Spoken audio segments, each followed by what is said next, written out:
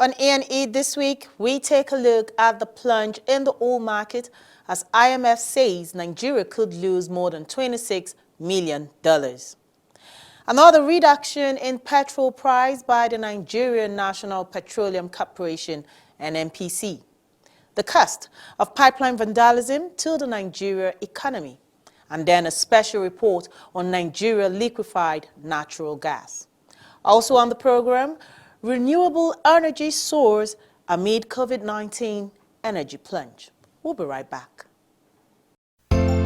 This is to inform the residents of the Federal Capital Territory that the Department of Public Health of the Federal Capital Territory Administration has commenced community active case search in Numpapi by sensitization and sample collection of eligible clients. This exercise will be expanded to other communities in Ama. Everyone with a history of cough, fever, catarrh, chest pain and difficulty in breathing will be screened. This will help detect anyone with COVID-19 and get them treated promptly to break the chain of transmission in the FCT. This is not a time to panic. This is not a time to stigmatize. The exercise is to help ensure that the chain of COVID-19 is broken so that we can return to our normal lives. Please cooperate with men and officers of the Department of Public Health. Together, we can break the chain. This announcement is from the Federal Capital Territory Administration. Welcome back to E&E Weekly. I'm Joycelyn Elakeche Ada. We are starting off with the plunge in the oil market. Since the emergence of coronavirus in January, the crude oil market has been most affected by the pandemic. Demands for oil worldwide dropped drastically as 2/3 of oil used for transport becomes stagnant. Travel restrictions were introduced as countries all over the world closed their borders as containment efforts to curb the spread of the virus. These have led to less demand for jet fuel and supply. Industrial activities also declined as companies and factories sent their workers home. Over 100 countries worldwide had instituted a full or partial lockdown in the past months as an effort to contain the spread of the coronavirus. Mobility and aviation accounts for nearly 60% of global demand, and with the lockdown around the world, there have been a drastic drop in demand. Oil-producing countries such as Saudi Arabia and Russia, which then flooded the oil market with even more production, did not help the situation. Towards the end of last month, U.S. crude oil prices had fallen below $0 per barrel for the first time in history. The negative prices signaled traders were paying buyers to take deliveries in a bid to avoid incurring storage costs. As the virus continues to affect the global economy, countries have begun to cut down on production in an effort to sustain the oil market. Norway's Minister of Petroleum and Energy, Tina Bru, announced that if other oil-producing countries implement a significant cut, they would also consider a cut in production as well. The minister said the decision by the Norwegian government to reduce production has been made on an independent basis with Norwegian interests at heart. It would be recalled that OPEC allies and Russia agreed to reduce production from May 2020 to help stabilize the oil market. Norway is not part of OPEC or its allies and accounts for approximately 2% of global oil production. Countries like Kuwait have already begun cutting production even before the appointed date by OPEC. The global public health crisis caused by COVID-19 has created an extreme demand shock in energy market, especially in the area of storage space for both onshore and offshore. Refiners say they don't have storage for purchase of excess crude before processing, which has made many producers to opt to store their crude in floating tankers. During the week, according to information gathered by E&E Weekly, there were over 160 million barrels of crude oil in floating storage on the ocean via crude oil tankers. The tankers are hired, fueled, and is simply floating around the ocean awaiting a recovery in demand. This has sent tanker rates through the roof. All is not gloomy for the oil market as countries around the world start to gradually ease lockdown restrictions. For the first time in months, crude oil posted its first weekly gain as global production cuts start to take effect and lift physical markets. Even at that, prominent oil companies have started feeling the pinch in global oil market crash. Royal Dutch Shell cuts its dividends by 2/3 for the first time since 1945, which is the period of the Second World War. The oil company is down by 46% on its projection for the quarter of the year, which reflects a lower pricing on oil, gas, and liquefied natural gas, weaker refining, chemical margins, as well as lower sales volume. ExxonMobil also reported a first quarter loss. This is the first quarterly loss since the merge between Exxon and Mobil in 1999. The oil company booked a loss of $610 million for the first quarter of 2020. This is against $2.4 billion profit in the first quarter of 2019. And for Chevron, the oil company slashed $2 billion of its capital spending plan. With these announcements of these losses and cuts, one can actually understand the level at which coronavirus pandemic has affected global economy. Now, the International Monetary Fund, IMF, says with the present global health crisis, Nigeria could lose more than $26 billion from crude oil sales. Analysis carried out by the IMF shows an expectation of the country's economy to contract about 3.4% in 2020. This is a 6% drop compared to pre-COVID-19 projections. It is important to note that Nigeria crude oil is the main export commodity and represents 90% of the Nigerian economy. According to the IMF, the fall in international oil prices and the reduced global demands have worsened the fiscal and external position of the country. The international organization explained that the rationale behind its approval of its largest COVID-19 emergency financing package of $3.4 billion to Nigeria under the Rapid Financing Instrument is due to the impending economic crisis. IMF says the fund is to elevate the impact of the coronavirus pandemic and the sharp fall in oil prices. What this means is that the money will help provide critical support to shore up Nigeria's health sector and shield jobs and businesses from the shock of COVID-19 economic crisis. Already, some organization in the country has announced there would be downsizing staff and slashing of salaries. Analysts say small-scale businesses in the country will be most affected by the lockdowns and partial lockdowns in the country. Now moving on, the Nigerian National Petroleum Corporation, NNPC, has reduced ex-depot price of petrol from 113 naira 28 kobo per litre to 108 naira per litre across all its loading facilities. Ex-depot price is the price at which depot owners sell the commodity to retail outlets across the country. What this means, depots around the nation where full tankers go to load petrol and other petroleum products are now to sell at 108 naira per litre against the former of 113 naira 28 kobo per litre. The managing director of the Petroleum Product Marketing Company, PPMC, Mr. Musa Lawan, said the new ex-depot price of premium motor spirit, also known as petrol, is a reflection of the company's market strategy to make more sales while complying with the Petroleum Product Pricing Regulatory Agency's price template. The MD said the new price was arrived at after extensive review of market realities by the PPMC Internal Price Review.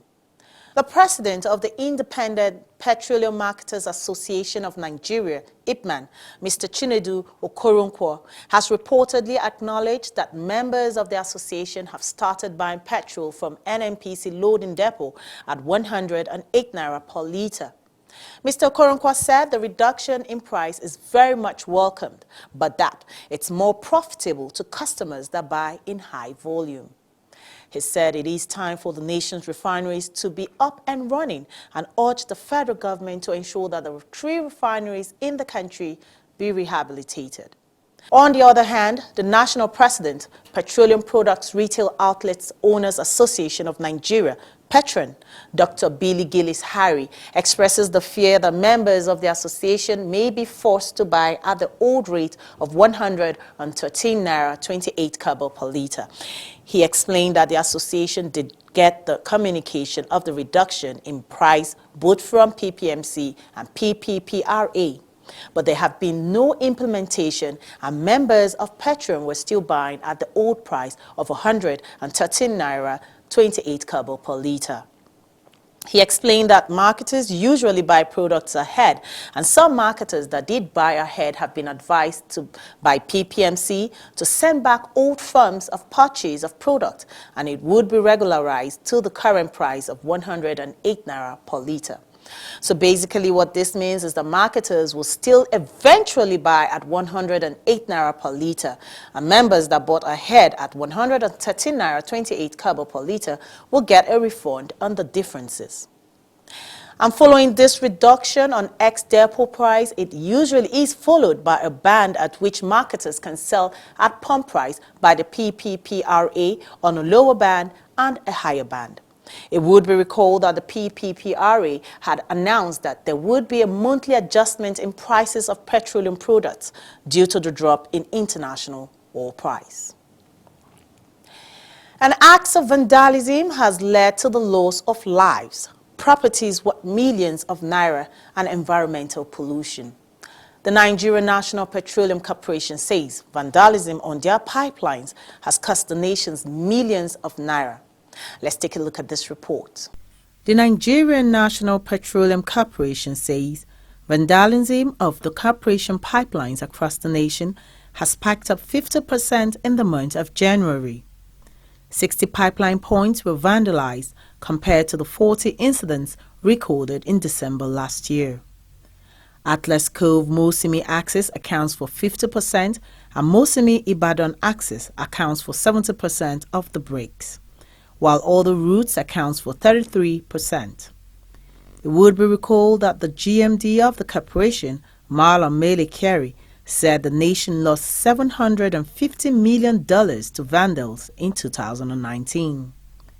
The corporation says it's collaborating with local communities and other stakeholders to curtail the menace of vandalism. Meanwhile, the corporation says Nigeria recorded crude oil and gas export sale of $434.85 million in the month of January 2020. The Nigerian oil company says it is 94.30% higher than that of December 2019. These figures were released in the latest edition of NNPC's monthly financial and operations report. According to the monthly report, January's crude oil export sales contributed $336.65 billion, which is 77.42% of dollar transaction for that period, compared to the $136.65 million in the previous month. The report stated that export gas sales in January amounted to $98.20 million, even though from 2019 to January 2020, crude oil and gas transactions valued at $5.18 billion exported. On that report, it is important to note that as of January, the coronavirus had not had the present effect it has on the global economy. And now on our special report on gas, Nigeria ranks amongst the top 10 nations in the world with huge gas reserves. As of 2012, Nigeria gas reserve was estimated at 187 trillion standard cubic feet of gas, which is enough to support about 5 gigawatts of power generating capacity and is about 3 times the value of her crude oil reserves. Over the years, not much have been accomplished in the utilization of the abundant, huge natural gas reserve in Nigeria. There was a need for sustainable development of a gas pipeline for socio-economic development in the country. The existing pipelines were inadequate and could not meet the domestic supply obligation. Until now, most of the nation's natural gas production were flared or re-injected to enhance greater crude oil recovery. With the power sector suffering from inadequate gas supply, shortage in domestic gas usage, and a high rate of unemployment, it became imperative to find ways to exploit and utilize the nation's natural gas reserves and then translate it to the improvement of the nation's economy. The Minister of State for Petroleum Resources declared the year 2020 as a year of gas for the nation. In that same light, the National Gas Transportation Network Code was launched. The Gas Transportation Network Code is a long-distance pipeline in which liquid gas passes through to 3 main points in the country for easier access and distribution. Over 120 countries in the world have gas pipelines and more are still being constructed. Basically, pipelines exist for the transportation of crude, refined petroleum, fuels, biofuels, natural gas, and other oil liquids. What this means is that gas can be transported from one part of the country to another easily, and the transportation of petroleum products through pipelines are still the safest ways compared to other forms of transporting. Chief Timothy Silva said, with the launch of the Transportation Network Code, it would be easier for investment into the gas sector and promote export. According to NNPC's monthly financial report, January of this year, 253.09 billion cubic feet of gas was supplied. A total of 151.16 billion cubic feet of gas was commercialized, consisting of 36.20 billion cubic feet and 114.96 billion cubic feet was for domestic and export market, respectively. In other words, 59.89% of the average daily gas produced was commercialized, while the balance of 40.11% was re-injected back into the system, either upstream, fuel, or flared. The good news is that the amount of gas flared has reduced from 8.46% to 7.90% for the month under review. And on our final story, history seems to have been made as only renewable energy seems to be holding up with a plunge in demand for nearly all major fuels. Renewable energy is said to be the only energy source that will grow in 2020. This is due to their priority access to grids and low operating cost. Solar PV and wind are set to help lift renewable electricity generation by 5% in 2020, aided by higher output from hydropower. Renewable energy produces no greenhouse gas emissions from fossil fuels and reduces air pollution, which means a better and cleaner environment for the world. And that's it for E&E Weekly. Join us next week as we bring energy and environment top stories your way. Thanks for watching. I am Joycelyn Elakeche Ada.